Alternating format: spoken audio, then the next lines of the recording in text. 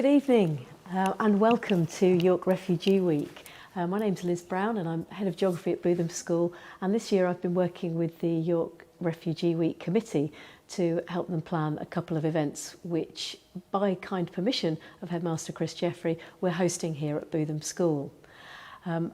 Events and for the whole week can be seen on the York Refugee website at Ray. And there's plenty of things going on, so I hope you're going to join us this evening and maybe for some of those other events in the week. And with no further ado, I'm going to introduce Chris Jeffrey, Headmaster at Bootham School, who's going to introduce our guest speaker for this evening. Chris. Good evening to you all. Welcome to Bootham School. It's a great privilege to be hosting this lecture again, this talk again this evening, as we have done for, I think, at least the last 2 or 3 years.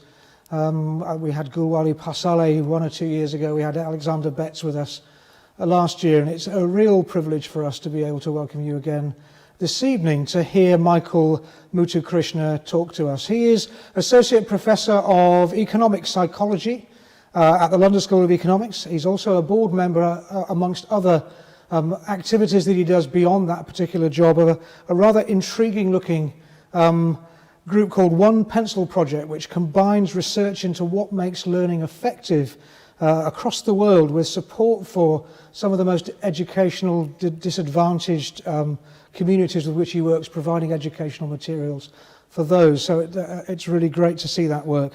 His work is featured in a huge variety of different outlets on the news and in various other forms, CNN, BBC, Wall Street Journal, amongst others. And in the UK, a series of newspapers as eclectic as the Times, the Telegraph, the Mirror, the Sun and the Guardian.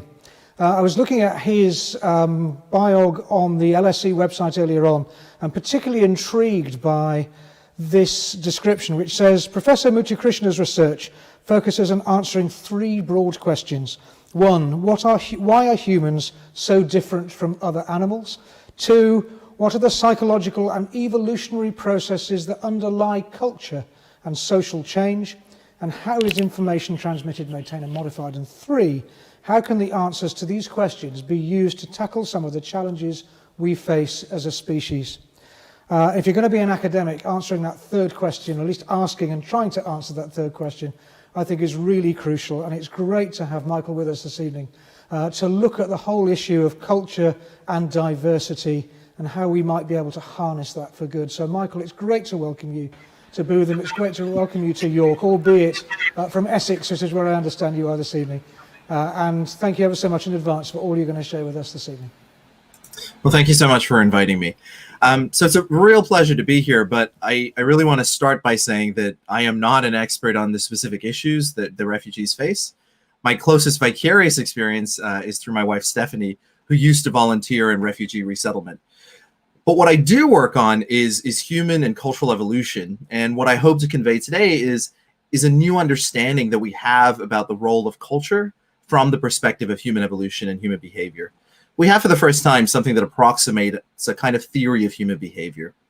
And so I'm going to start in a place that seems a little bit distant, but by the end, hopefully meet you where you are with some new insights.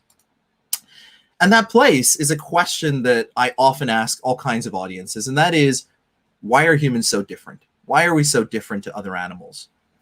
And when I ask people this question, they list all kinds of very sensible things. You know, they say, it's our sense of humor, it's our technology, it's our language, it's our memory, and so on. But I think underlying this list is an assumption that's so obvious that it's just unstated. And that is that humans are just smarter, right? We have these giant brains that make us more intelligent than other animals. And we've used these brains to march across the globe and live in every ecosystem and fight a pandemic with new kinds of vaccine technologies and so on.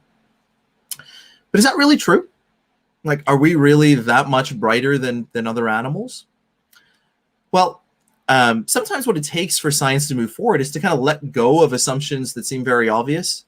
So one example of that, of course, is that every day you accept a reality that violates your own experience. You see a flat Earth and you see a sun tracing the sky from east to west. But when you let go of that assumption and you put the sun in the center and you have kind of elliptical orbits, you have a better model of the solar system. So too, I think with human behavior and human culture, when you kind of let go of this assumption of the primacy of human intelligence, you get a slightly different picture. Now, scientists love control groups, but we can't go back in time and rerun the human experiment. And so we often use proxies for a control group. And one useful proxy are chimpanzees. So we use other primates as well, but chimps in particular are more closely related to us than they are to every other primate. So we and chimps have a great ancestor who we then share with gorillas. And when we put chimps into experiments, we find some interesting things. So we find, for example, that they may have better working memory than we do, or perhaps at least iconic memory, what they see in their eyes straight away. And they even play some economic games closer to what we call the Nash equilibrium. So that is the optimal strategy of play, when we don't. Now, it's one thing to kind of, have an academic say to you, hey, chimps have amazing memories and, they can play economic games. And it's another to kind of experience it. So if you're following along, what I'd like you to do is to play a game against a chimp. His name is Ayumu. You actually just met him before. And what's going to happen is a series of numbers are going to appear on the screen, and then they're going to get covered by squares. And your job is to remember their location, then kind of try to press them in order. All right, I'm going to assume you guys are ready.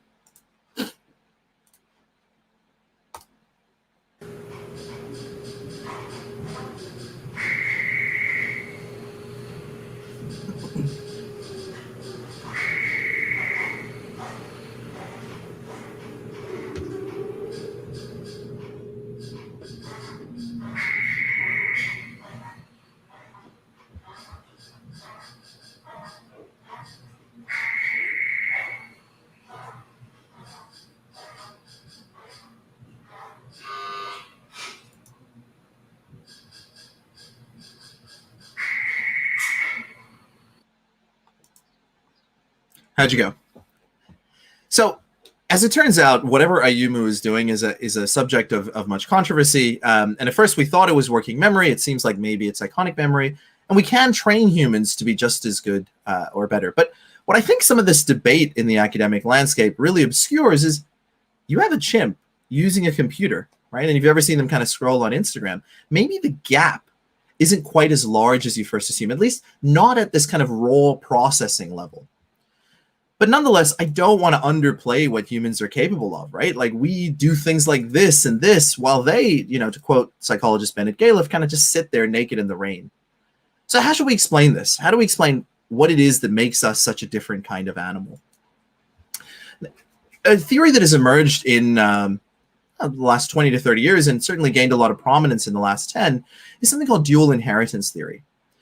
What seems to be the case is that humans have a second line of information that we use to make decisions. So all animals on Earth learn. So they have a lifetime of experience that they use to guide their behavior. But they also have a genetic inheritance. That is, evolution has tuned their instincts, what they look like, what they look for, how they learn. And every animal on Earth uses these two, genetics and learning, to make decisions on how to survive. But humans, somewhere along the way, developed a second line of inheritance, what we call a cultural inheritance. So not only do we get genes from our parents, but we also get norms and beliefs and values and traditions and technologies from our societies. The first thing that a young human has to do, and has to do for the first 2, maybe 3 decades of their life, is to catch up on the last several thousand years of human history, to enter a world that they don't really fully understand, and certainly they couldn't recreate from scratch. So when we begin to think about human variation, and we begin to think about how it is that we've lived in just about every ecosystem on Earth, we think about human variation in the obvious stuff, the stuff we can see, like skin color, for example, which is an adaptation to UV radiation at different latitudes. Skin is trying to avoid being too light so that you avoid skin cancer, but not being so dark that you're not synthesizing vitamin D and having other health effects. And we tend to lump people together from very different places with very different experiences into these kind of broad categories like BAME, which in my view are kind of crude and emphasize a kind of politics of pigmentation. Now, on the other hand, people might also sometimes assume that people everywhere are roughly the same, right? Sure, they dress differently and they eat different foods, but ultimately we all love our kids, we all want to make a decent living, and so it's almost surprising that we can't just get along. From a dual inheritance theory perspective, the reality is a little bit more complicated. You can think of culture as kind of like the software that runs on your head. And it's what makes us this new kind of animal, because we use that software to survive and thrive. So all animals, as I said, learn in their environments, for example, through trial and error. But when most animals encounter a new environment, if you remember your biology, they're forced to genetically adapt. So think faster muscles to outrun local predators or chase down local prey, more fat and fur to survive in a colder climate, or proteins in your body to process food so you're not poisoned. Now, we do have some of these genetic adaptations, but most of our adaptations, most of what we were able to do as hunter-gatherers, as we marched across the globe, are cultural. We didn't outrun local predators. We built weapons, and then we hunted them down. And instead of developing fat and fur, we wore their fur to keep us warm. We didn't develop proteins in our bodies. We learned to process the food before we ate it, for example, cooking, in order to make it safe before it entered our bodies. And in fact, we genetically rely on cooked food. Our guts are actually too short, and our jaws are too weak for raw food, but we have no genes, and we have no instinct for either cooking or fire making, as any college student knows. So while animals do some amazing things, they do it with genes and some individual learning. When we do amazing things, we do it using the stuff that we learned from those that came before us. And I'm going to leave that there. So let's talk about it. What is all of this cultural stuff? Now, the most obvious stuff are norms and beliefs and behaviors, and some of these can be quite substantial. So one of the most obvious examples that's quite well studied is the importance of family. So family in some societies is down to kind of a nuclear family, mom, dad, and children, maybe grandparents, maybe aunts and uncles, but it's a very kind of individualist society.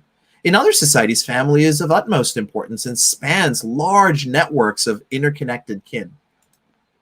And there are obligations, of course, that go with that.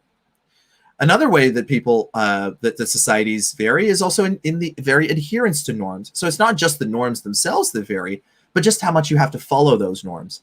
In some societies, deviating from the norms comes with social sanctioning. People want to punish you. People try to prevent you from not following norms. In other societies, it's more like you be you, find your individual self, and do it that way. And there are trade-offs to this. Societies vary in the size of their in-groups and how much they trust one another. Do you only trust your family? Do you only trust your friends? Or do you trust anonymous strangers in order to make business transactions? And these have very real consequences for behavior. So societies vary, for example, in what we call prosociality, the willingness to take a cost for someone else. Blood donations, for example, is a cost to yourself anonymously given to someone else, and it varies considerably around the world. Another example is corruption, and this manifests including in diplomats. So this is one of my favorite studies by two economists, Fisman and Miguel, where they look at the number of parking tickets that diplomats accrue. So diplomats have diplomatic immunity, as you know, and once upon a time, they didn't have to pay parking tickets. But different countries accrue the diplomats of different countries accrue parking tickets at different rates.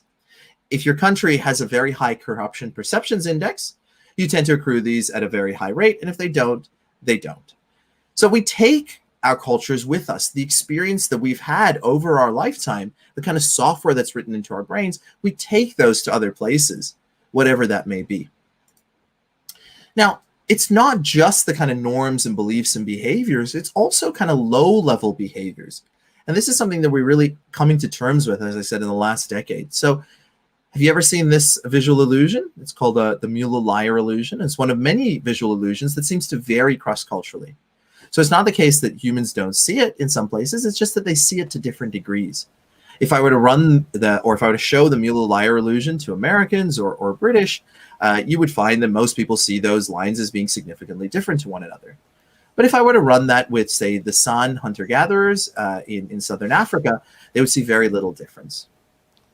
So culture can literally make us see, smell, taste, and hear the world differently. And there's a large emerging literature on this. Now, there's an important point here. Genetic evolution has been able to create complex solutions without a designer. So too with cultural evolution. We don't actually understand much of what we interact with. We have what's called an illusion of explanatory depth, where we tend to overestimate our understanding of just about everything until we're really pressed on questions about how things actually work. Instead, culture operates as a secondary evolutionary system. Because it meets the three criteria, this variation in what people do, we transmit it through, for example, our schooling system, learning from parents, learning from people all over, but we do it selectively. We tend to find who's good at something. We look at experts. We look at successful people. You don't just look randomly. And when you have this filtering process over generations, you tend to keep the stuff that works, even if you don't understand why it works. Now, what I want to get to, I could kind of go into the psychology that underlies this, but I want to get to the useful stuff. I want to get to kind of what this new understanding does in terms of how we measure culture, how we understand it, and how we resolve what I call the paradox of diversity. So let's talk about that. So the first thing to say is that culture is not homogeneous. I think people understand that at an intuitive level, but we often forget that when we talk about outgroup members, so people who are not part of our immediate group. When we talk about culture, what we're really talking about distributions. So we can talk about, for example, European culture versus East Asian culture. But equally, we could talk about continental Europe versus Britain. We could talk about Scotland versus England. Within England, we could talk about York versus London, or North London versus South London, and so on, right? You get these distributions of people who believe and behave in different ways working together. They vary by region, they vary by ethnicity, but also by class, by socioeconomic status, by education, and by generation. And I've added a few review papers here in case you want to get into this a little bit more, as well as a website that lets you explore this. But what you really want to be able to do is really drill back and not kind of put people into these broad boxes, but really think about their lived experience. So one of the ways that we can measure this is by borrowing a technique that's used in population genetics to measure how genetically different groups are from one another. And because culture also operates as an evolutionary system, you can look at the distribution in what people believe, in how people behave, what they think is right and wrong, what they aspire to, their education, and so on. And you can look at the distributions of that and compare those distributions to one another. And what you find is, of course, societies vary in multiple different ways. They vary also within society. So these are the four biggest populations on Earth. You can see here China, you can see India, you can see the European Union, and you can see the United States. A lot of research actually goes into kind of diversity within the United States, but from an external perspective, there's actually not a lot of diversity relative to, for example, Europe, India, or even China. So when we talk about migrants, for example, we're really talking about very different experiences based on not only where you're from, but also the kind of life you've led, what particular section of society you come from. Because humans are innovating, not necessarily by understanding, but through this kind of copying process, one of the most powerful mechanisms for innovation, and therefore economic growth, is the recombination of ideas. So taking solutions from one place and applying them to another. Many Nobel Prizes, including in economics, have been won in this way. You take something that you know from psychology and you use it to fix a problem in economics. And so minds running different software that literally see the world differently offer new perspectives on old problems. They offer fresh insights for new circumstances. They literally create the richness of societies. But those ideas can only recombine if they actually encounter one another. And that is what creates the duality of diversity, this kind of paradox. It's kind of the elephant in the room. Diversity is the fuel for innovation and economic growth and the ability to adapt to new circumstances, but it also divides us. Now, the degree to which we face this trade-off between these two aspects of diversity depends on a variety of factors, which by measuring cultural distance, you can begin to understand. The first of these, an example of the kind of diversity that we're talking about, are the dimensions of diversity. And the question you need to ask yourself is, do these dimensions of diversity harm communication, coordination, and cooperation? And if they do, how might you mitigate that? So take language, for example. If we didn't speak the same language, I don't think you'd get much out of this talk. It would be very difficult for you. But if we had different food preferences, maybe you like sushi, maybe I like schnitzel, we have a little trouble coordinating over what to have for lunch, but it's an easier bridge to divide. But in all cases, once you start to think about what these dimensions are and to what degree they actually affect how people work together, you can begin to include, for example, translators in the case of language. people who bridge and sit on two communities to work between them, or entire communities that are culturally distant or halfway culturally distant between, say, two migrant communities. Or take a restaurant, for food preferences, just ask for a larger variety. And I'll get to that in a moment. And here is this example. So one of my favorite examples in the real world of bridging that divide is something that actually happens naturally, and that is emotional expression. So Americans, for example, are known for wide smiles and kind of clear emotional expression, but they're not alone. That kind of emotional expression is a signature of a place that has had a long-run history of migration. If you've lived together in a homogenous society for a very long time, you begin to understand the subtle cues of your society. In Japan, for example, a Japanese person doesn't necessarily have to show that they're upset about something. Every other Japanese person knows that any Japanese person would be upset in this situation. But if your neighbor is from a very different place, then you cannot be ambiguous in demonstrating that you're happy or sad or angry about something. You have to be unambiguous. Within the corporate world, we see echoes of the same insight on the literature on psychological safety. So psychological safety means groups allowing people to feel safe to express their expressions, to express their opinions. So it doesn't matter that some opinions seem wrong. Deviation or innovation requires you to take something that seems wrong at the moment and discover that it might actually be right in this new circumstance. Both serve the same purpose. They bridge the gap between societies or groups. The second, of course, is the size of that gap. So it's not just the dimensions, but actually how different those dimensions are.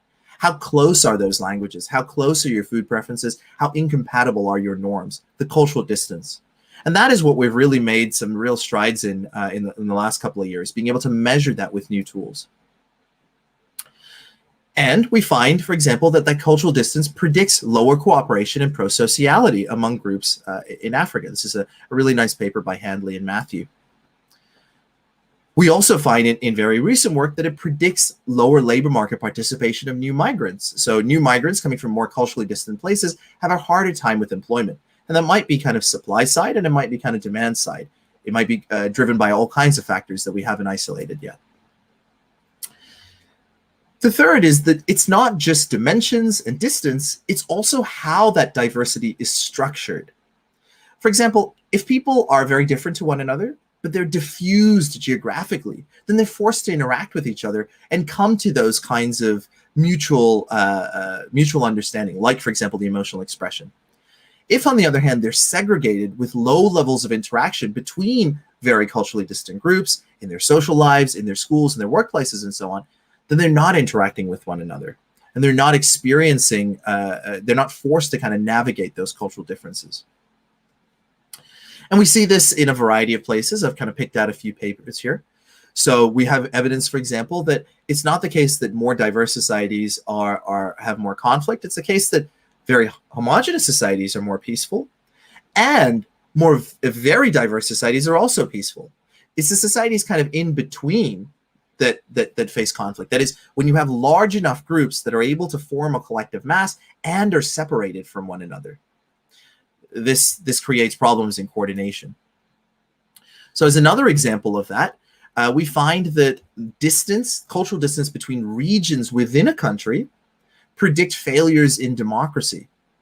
So, for example, if you take the difference between California and New England and the South in the United States, and you compare how culturally distant those groups are from, say, Scotland and Wales and England, or East and West Germany, places with more culturally distant regions within their country have a harder time with democracy. It's harder to get on the same page. In Denmark, everyone agrees that social welfare or socialized medicine is the way to go. It's just a matter of picking the best person to implement that. But in a place where you can't even agree on that, it isn't a matter of putting the best person, it's a matter of putting your person, because your particular insights, your particular incentives of your group are different to those of another group, and they're quite considerably distant. For the same reason, we also find that the cultural distance between regions predicts higher corruption levels. So once again, you can think about corruption as people cooperating at a lower level, undermining higher level corruption. So, for example, what we call nepotism is really people cooperating with their family, undermining our institutions. Or what we call cronyism is really people cooperating with their friends, giving a favor to a friend or a job to a friend of a friend, undermining, for example, our meritocracy. So how should we think about this? These are kind of complicated issues. How should we think about this, particularly in the context of refugees? Now, first, I should say it goes without saying that refugees are a humanitarian obligation, and even without any economic benefit, there's a completely separate case to be made for that reason alone. But if we do take the perspective of a paradox of diversity, then we can begin to understand the people. We can begin to understand the people based on their actual lived experience, based on not only national cultural differences, but also differences in cohort, and within national cultural differences based on region, ethnicity, religion, socioeconomic status, education, and so on. And we can think about the cultural gap that they face and how you can bridge it on both sides, among locals and among migrants, to reduce the friction and improve well-being on both of those sides.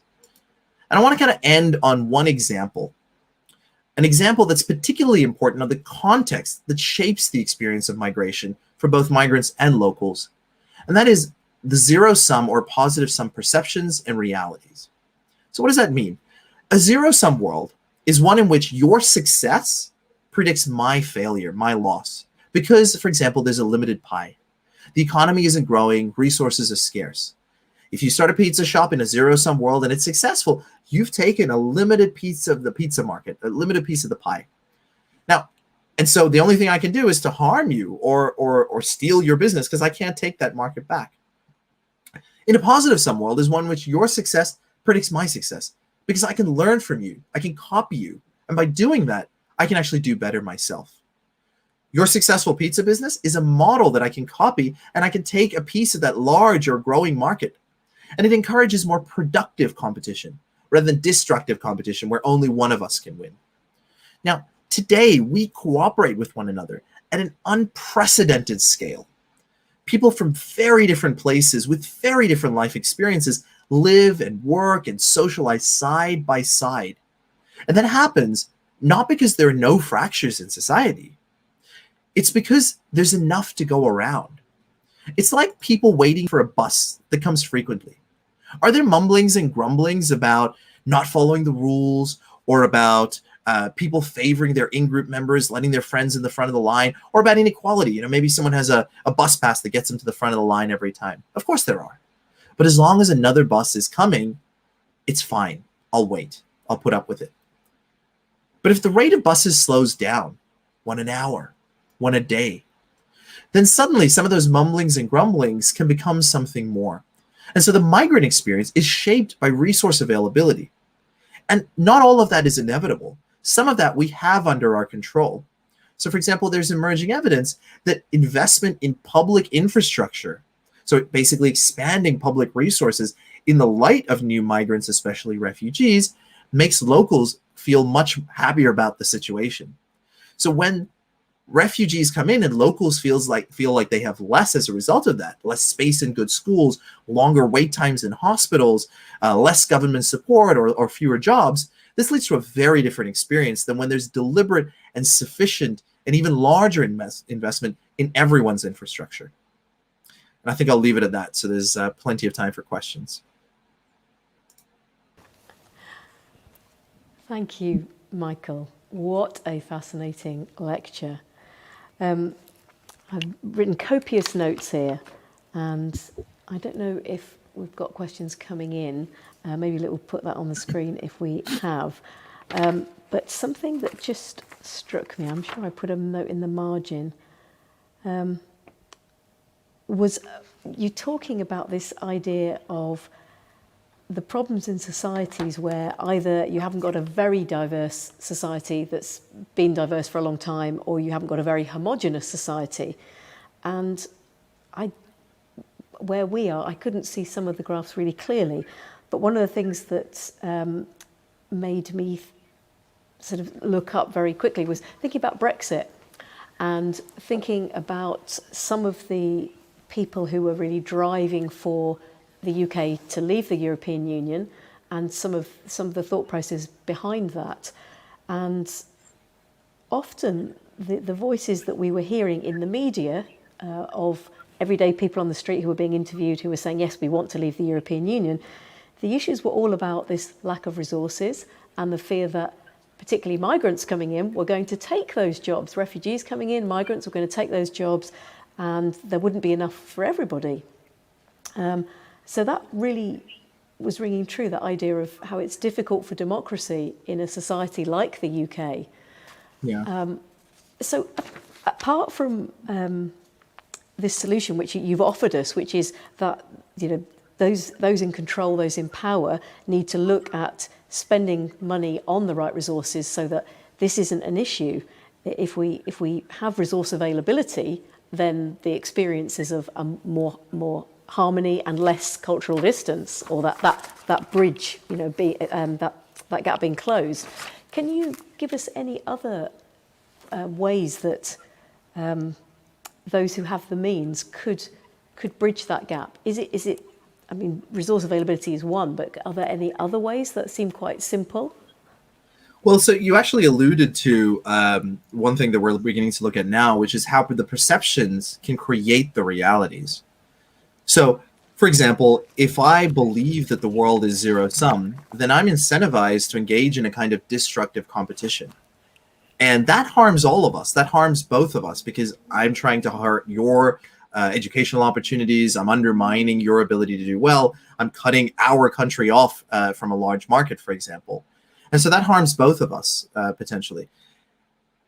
But if that whether or not that reality is true, so the mere fact that I perceive it can be harmful. I don't want to say that Brexit is good or bad, but the mere fact that I perceive there to be a limited market, that there aren't enough resources to go around, can harm both of us.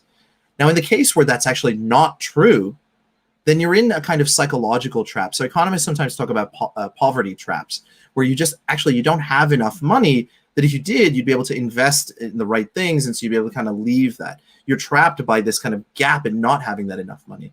In this case, it's a kind of psychological gap. I believe that the world is zero-sum, and so I act in a way based on the perception of zero-sumness, and I'm creating a zero-sum world as a result.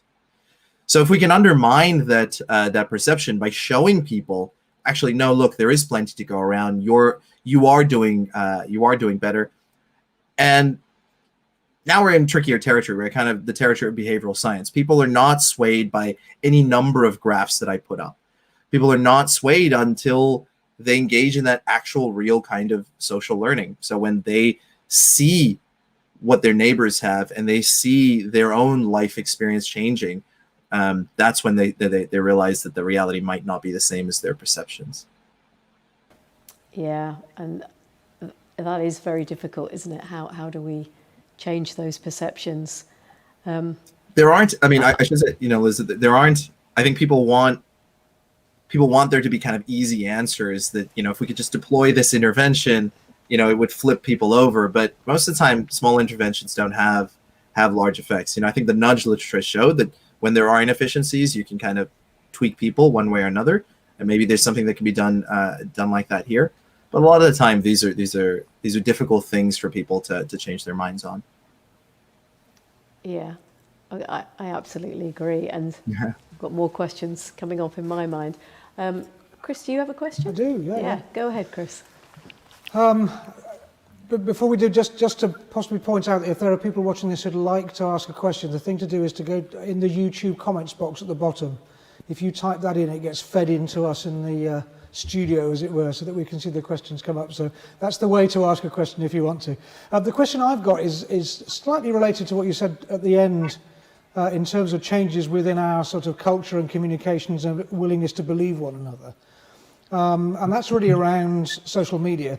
We talked a lot about cultural distance in terms of geography, and yet the dynamic that we're seeing more and more, I guess, in the world around us is distance in terms of belief, distance in terms of sort of tribal grouping around politics or around things like that. Do you think that social media and the rise of the use of social media is something that can reduce cultural distance, or do you think it's something that actually is serving to widen cultural distance? And if so, what perhaps could be done about it to sort of change that trend? Yeah, I mean, This is a very topical question, Chris. So there's, I think, three things that you could say here. So, I mean, first off, the fact that we are connected to one another in this kind of global network, people talk about the rise of fake news, for example, but that interconnectedness on the whole, I suspect is broadly positive. It allows for people to encounter one another, for ideas to flow between people. And although there is fake news, we believed all kinds of fake things when we were children prior to the internet, right? Like carrots make you see better in the dark. The difference here is that just as quickly as fake news spreads, you can also get the correct answer attempting to spread, and you can find the correct answer if you search for it. The second thing that the internet does is that it allows people to form cultural groups where they weren't able to do before. So I think a really nice example of this is the LGBT community. You know, you got kind of Little Britain, the only gay in the village. Once upon a time, it was very difficult for any kind of minority group that didn't have a sufficient critical mass to be able to advocate for themselves. But using social media, groups can find themselves along all kinds of dimensions and form masses that can then compete with one another. And that, I think, also creates the new problem that we face, and that is that there's a plethora of voices, all kinds of voices advocating for all kinds of different things, and people don't have to necessarily form a common society. They're able to kind of form groups that believe one thing and form other groups that believe something else. And one of the things that makes that more challenging is that, you know, if you think back to the beginning of my talk, we are a species that readily denies. Take conspiracy theories or take what you believe to be correct and the reasons for why you believe it to be correct. If someone came to you and said, the earth is flat, the sun is actually what's tracing around this flat earth, you would think that they were crazy. But if you pause for a second and kind of introspect and go, well, why do I think that's crazy? It's not actually because you have direct access to the truth. You see every day, as I said, a flat earth with the sun tracing the sky from east to west. But you grew up in a world where the smartest people and most people believed this. And you incorporated all kinds of beliefs with all kinds of stories around them.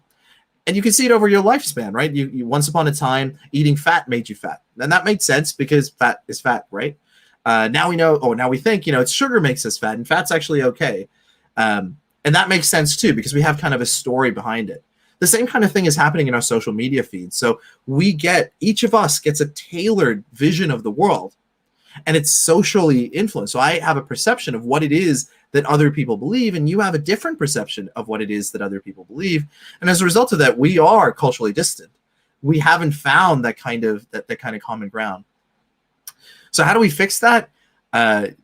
It's hard to get into some of the details, but we need kind of more common spaces. And we need more common influences. So our tailored social media feeds cater to what it is that we like, but we also need to be seeing what other people are seeing. We need to be able to kind of break that bubble. And some of that, I think, is going to be generational. Kids today laugh at kind of, forwards from grandma, how it is that boomers fall for all kinds of crazy things. And that's because they're more savvy about the cues of what makes something correct.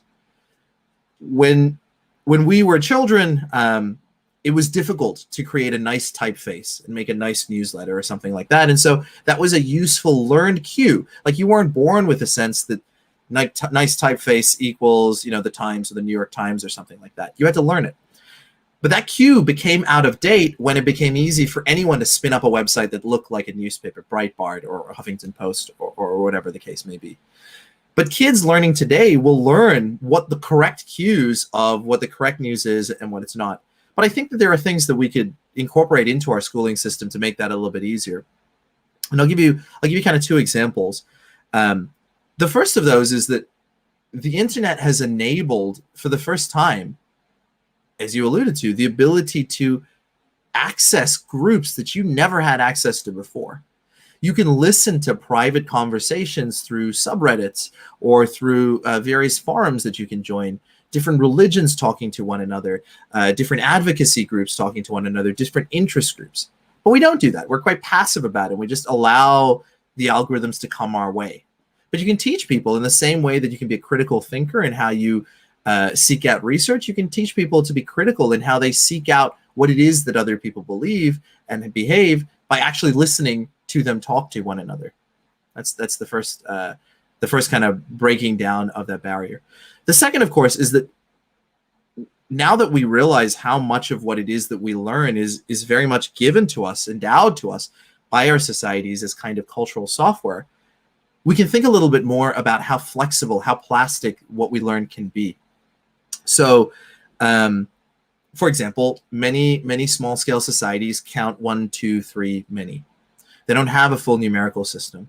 It took a very long time to discover the concept of zero. I mean, it seems absurd to us, but it took a long time before zero entered mathematics. But now, once you have zero, once you have a number system, you can teach it to children. And children can use that to count anything. It shapes what they can do. Same thing with if P then Q reasoning. So we have some research that suggests that if P then Q reasoning, in places that it snows, the bears are white. In Siberia, it snows. What color are the bears? Children in our society will readily answer that. In other societies, they might not. We teach our kids to do that. We do it because we talk to them in a way that assumes it. Our media is getting more complicated to do it. But we can also be more deliberate about things that we now assume kids can't do. So we don't teach a lot of statistics. We don't teach a lot of kind of data science. We don't teach a lot of logical fallacies, or maybe we do at Bootham, I don't know. But these are things that can enter the curriculum, and they are small things that might have a very large effect on how people interact with our new world. There's a little bit of a gap in terms of the curriculum, I think, in what the world actually requires. That's a long-winded answer, Chris. I'm sorry. Thank you. Liz, have you got anything else? I was just really glad that it came round to education, because that's where my next question was going, which was how can we educate to reduce cultural distance so we have those more positive experiences, because that was that amazing idea that the more opportunity we have to understand people who have got different cultures from us, the better our society, the better our economy, and I think really importantly, the more protected our environment will be, because obviously all of us, whether we have cultural distance or not, physiologically, we all need a healthy global environment to thrive. And that's something that we do share with other species as well. That's where we're the same as other species, isn't it? That we share a planet. Need, yeah, absolutely. So thank you, because that really brought that round, and that was very helpful. I just want to ask you one final thing, and I'm not sure. I think a lot of the people that are viewing this are probably students, and they're less confident to ask a question. And I'm going to suggest to them, because I bet there are questions, that if they don't want to do it through the YouTube system, then maybe they can email you questions, and I'm sure you'd be able to point them in the right direction with a paper to read or something you can suggest. Sure. So for the shy ones out there who have got questions, we can make sure we share that email with you. But my last question was, do you think there is anything to be gained within societies once we understand more about what the very nature of our cultural distance really is? And I think you've opened my eyes to aspects of cultural distance that I had not fully understood. Is there any benefit in, we talk about celebrating diversity, but actually educating those differences very explicitly in areas, and I'm thinking as a geographer, spatially sort of distributed. So within a city, say a city like Manchester or a city like Leeds, where you have some large populations of very distinct cultural groups, would that be something that would be really helpful to do, to really, rather than doing it perhaps as we do it now, which might just be a focus, I suppose, quite broadly on maybe religion, actually thinking about some of those other aspects, which are the lived experience aspects, like the importance of family, individualism versus collectivism, and some of those other aspects. Do you think that would be something that would be helpful? And do you know anywhere in the world where that's actually done in a very effective way to bridge the gap? Long question, sorry. Wow, yeah. Wow. So I don't offhand, there's so many intervention type programs, and I mean, the broad, I suppose, insight is that positive experiences with other groups allows you to kind of learn about them. But it's difficult to kind of learn things in the abstract because, culture's it's like the water that you're in. You don't notice it until it changes, till you're no longer in that water. It's the very assumptions about how life works and what you should be doing and so on. So given that there is a tremendous amount of diversity within any major city in the UK, any intervention that actually brings people into real contact with each other and not just kind of, the celebrating diversity, here's our dances and our foods, but actually, how you think about questions, how you think about what is important, what you prioritize is great. So attending other religious celebrations, for example, or religious services can really open your eyes to what religions are actually teaching, insofar as you're welcome to be there, what they're actually teaching their adherents. Living with another family or spending time with friends from a very different culture, there is a kind of selection bias in that anyone who's willing to do that is already kind of desegregated a little bit. But finding those opportunities to really, in a very deep way, understand how another person views the world is, of course, going to be good. I forget, there's a great quote about traveling to other places, makes you realize what your own home is like. You can't see your own house except from the outside. And it really opens your eyes. And, it depends how you travel, of course. You can do it as a tourist and you can do it as kind of a more lived experience. I'm sorry, I know that's a little bit of an abstract answer and I didn't give you kind of concrete things you can do. But there are many programs I could evaluate, I suppose. I think it's a really good answer, and I think it's looking we're hosting from an educational institution, so looking for those opportunities for our young people for that deep learning and for that deep cultural exchange and experience is maybe how we need to think going forward about how we change how we're helping to shape our global citizens here at Bootham School. Yeah. But if I might add, some of it is just making people feel comfortable in sharing, because I do think people you recognize when something is different, but you won't necessarily say it. And so making people feel comfortable in saying, even just the creation of psychological distance, it's like, I know people who think differently about this. I mean, I'm not saying about myself or anyone connected to me, but I know people who would think very differently. Here's what they would say in this situation. And there's other ways to kind of there's a whole literature on how to elicit complicated and sensitive topics from people in ways that are anonymous. Yeah. Anonymizing. Well, I think you're giving us a job of work here, and we need to do a lot of thinking about it. And you've certainly really stimulated my mind this evening, and I can tell exactly the same for Chris. It's been absolutely brilliant, and I'm sure those people watching out now and the people who are going to watch maybe in their own time because they're busy this evening, perhaps they're listening to Boris or something, I don't know. Who knew that we were going to coincide with big announcements when we booked this way back, in the winter. So I'm going to hand over to Chris to say a final thank you, but I'd like to say a massive thank you to you, Michael. It's been such a pleasure to meet you this evening and to listen to your lecture.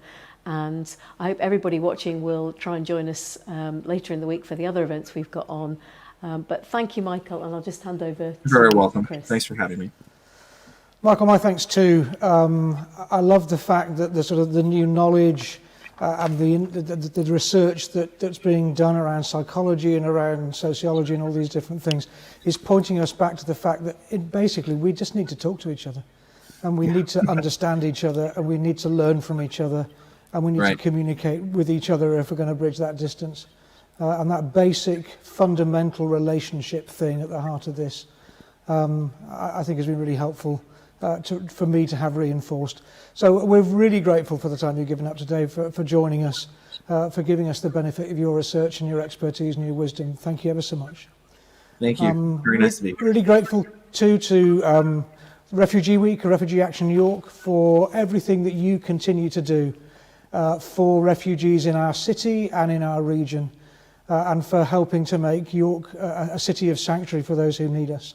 And finally, I'd like to express my thanks to Liz for working so hard and tenaciously to put this evening on, to get Michael to us, for hosting it for us this evening. And I hope that those of you who've been watching and those who will watch the recording will really have got something out of this through Liz's hard work. So thanks to you all, thanks to Michael in particular, and good night to you.